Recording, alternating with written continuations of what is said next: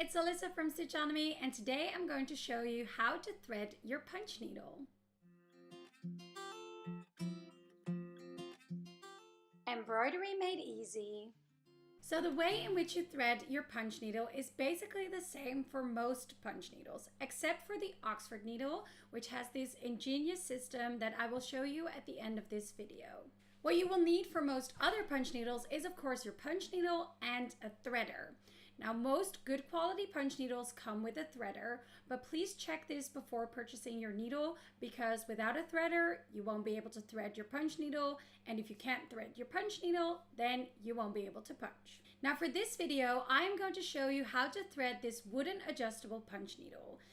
Just because it's a little bit bigger and chunkier so you can actually see it in the video, but the technique that I'm using can be used for almost any punch needle.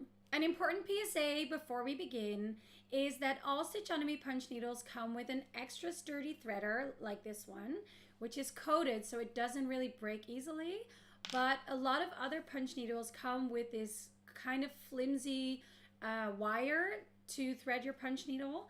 It's important that when you feel any resistance while threading your needle that you don't pull on it. Because if you are feeling resistance, it usually means that the thread that you are trying to use is too thick for your needle. And if you pull it really hard, then your flimsy wire is going to break and then you can't thread. And as I've said before, no threading, no punching. So let's begin. You don't have to cut the thread, but can use it while it's still on the ball or the skein. Insert the threader at the pointy end of the needle. Push the threader from the needle to the base. Insert the thread into the threader and pull. Always pull the thread from the back to the front of the needle. Then thread the eye of the needle. Push the threader in from the back, so the long side of the needle.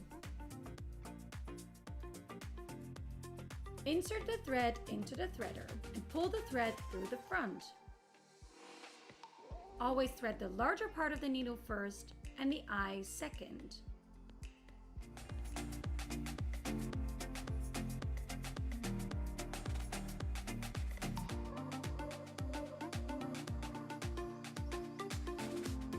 The Oxford needle is a high quality punch needle made from this beautiful maple wood, and it actually has a slit all the way from the top of the needle down to the base, which means you only have to thread the eye of the needle and then you can just lay the thread inside and you're ready to go.